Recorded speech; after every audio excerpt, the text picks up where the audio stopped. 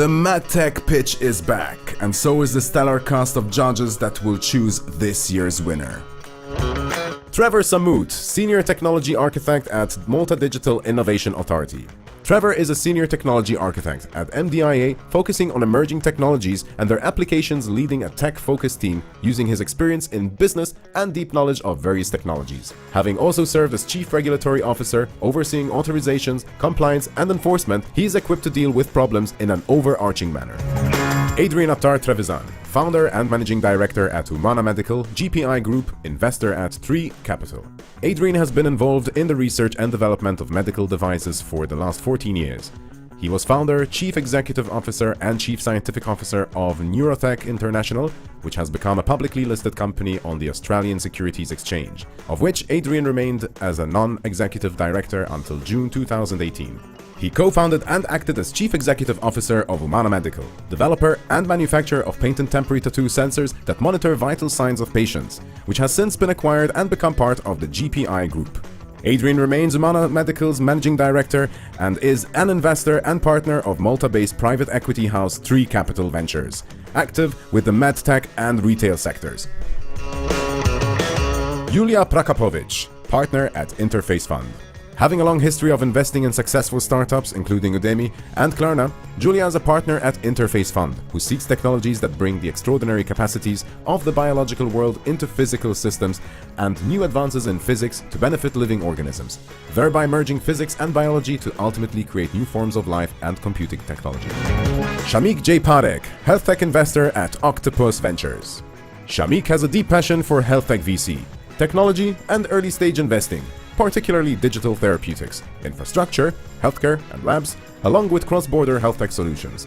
He has overseen investments from £1 million for seed to over £10 million for Series B, and has backed companies right through to IPO. Martin Ellis, General Partner and Director of Europe for Global Health Impact Network and Fund. Former top 10 financial advisor, executive board member and executive leader coach in the Bay Area, Martin enjoys connecting individuals, having consulted with several Fortune 500 companies on digital transformation and remote asynchronous. He scales companies into bigger enterprises, ensuring they reach their maximum potential. Marian Zamit, Chief Officer Investment Promotion, Malta Enterprise. A life sciences graduate with a Master's of Business Administration, both from the University of Malta, Marian is a medical cannabis policy and technical expert, with multidisciplinary expertise in pharma manufacturing, regulatory, sales and marketing. She has 10 years experience in advanced manufacturing, having worked in the semiconductor and pharma sectors, with hands-on experience in quality management, lean manufacturing, supply chain and production management. Giovanni Lauricella, Managing Partner of Lifeblood Capital. Giovanni understands the 3 pillars of medtech startups: people, money, and insights. Having a long history of successful talent acquisition and consulting, he founded Lifeblood Capital, which is a one-stop shop for global medtech startups and is democratizing fundraising for medtech entrepreneurs. Having traveled over 43 countries, raised over $200 million in capital for startups, and performed over 2,000 hires, Giovanni's track record speaks for itself. Good luck to all the participants, and let the pitches begin. Okay, our penultimate we have to invite, come over, Implandata Ophthalmic Products. Welcome. Your 3 minutes will start the minute you click. Good luck and enjoy. Good afternoon, everyone. My name is Max Ostermeier. I'm the CEO and founder of Implandata, and we are going to transform the management of glaucoma patients. Glaucoma is a chronic age-related eye disease. It's incurable, and at glaucoma patients, increased eye pressure is causing damage to the optic nerve, which leads over time to blindness in patients. So, because of aging populations all over the world, the number of patients is growing significantly in the coming decades. So the challenges in treating glaucoma patients today is that care or management is only office-based today. Typically, a glaucoma patient is only seen a few times a year by the eye doctor, and in between office visits, there is no understanding at all if an applied therapy is effective for the patient or not. And also, the patients don't have any information because eye pressure is asymptomatic, so they don't feel if the pressure is too high and if their medication is working for them. There is a wealth of treatment options to lower eye pressure and preserve progression of the disease, but as I said, that lack of information which eye doctors do have and patients do have, is the real reason why patients are progressing.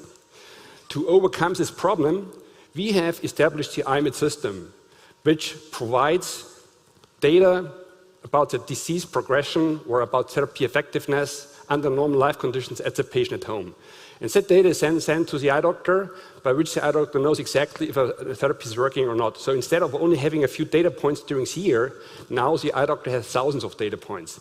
And that information allows the eye doctor to apply more effective therapies early on, instead of waiting until the patient is back in the office. We are also empowering patients by disease self-monitoring. And that empowerment also results in improved therapy adherence. So many patients who have applied eye drops to their eye to lower the eye pressure, but as for many chronic diseases, they are not doing that so adherent as they should. So the core component is a tiny implantable microsensor, which right now is placed either in combination with cataract or glaucoma surgery. Patients can see that sensor, they can feel it, there is no pain, but as said, it's providing intraocular pressure on a continual basis. So the market is quite significant. Only looking at the market potential in the US, the serviceable potential market is more than $500 million. If you look globally, you can multiply that number by 5.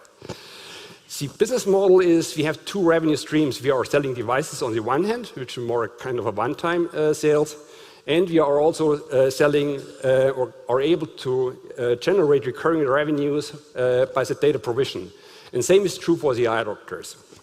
So the product is CE-marked, and we are right now preparing our first launch in Europe with early adopting eye centers. We obtained FDA breakthrough device designation and will start also an ID study for FDA approval next year. Thank you. Perfect. Fire away. Who's first? Adrian, by any chance? Any questions? No. Congrats, first of all. I see that you actually got the CE marking and MDR. I would imagine it's a class 3, no? Yes, it's a class 3 product. Brilliant achievement for that. I know how hard it is to actually get the class 3 certification.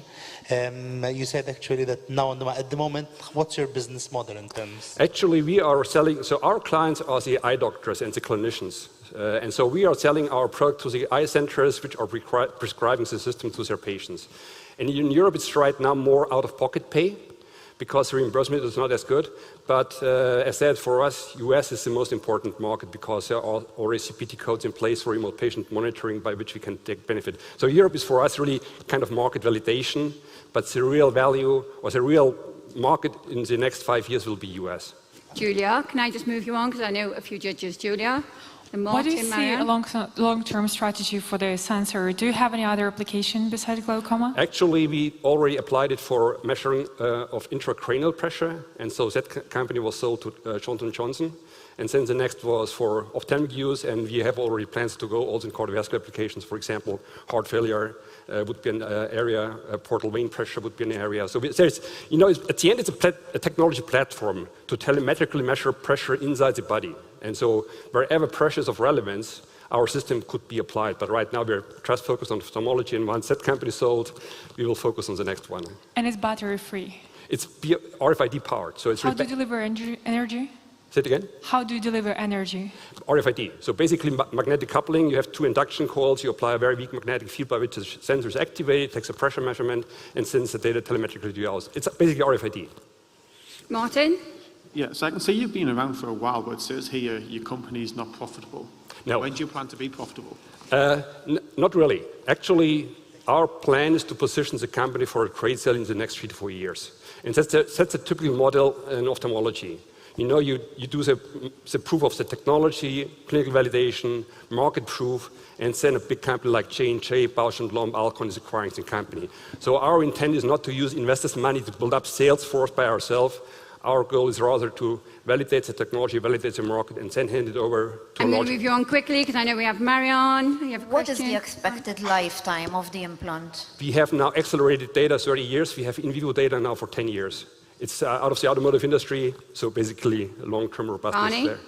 How long does the procedure take, and how do you train the physicians to implant?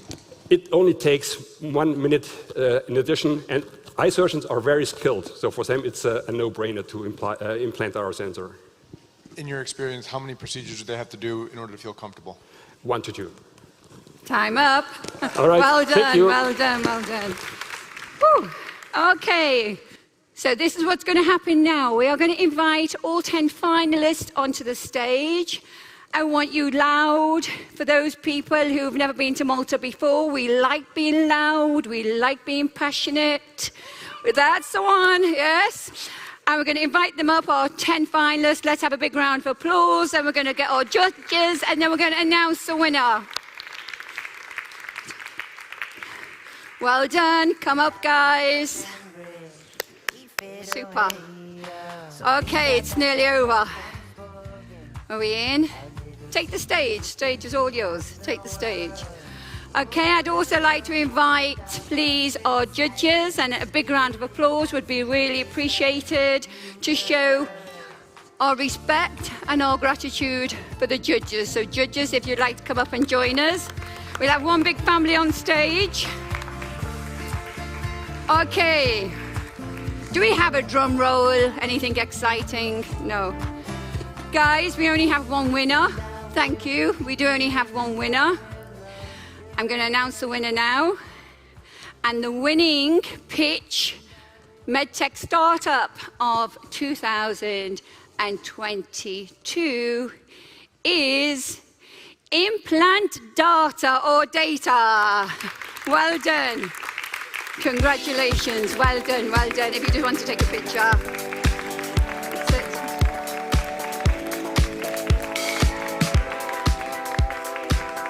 Thank you, thank you. Once again, if I'd like to say that everybody, all judges fed back how impressed they were with all the contestants. We wish you very best of luck. If it's your first time to Malta, please come back. It's an exciting place to come to. And we wish the rest of you a great conference, and we'll see you around somewhere or another. Okay? Keep well, keep safe. Thank you very much.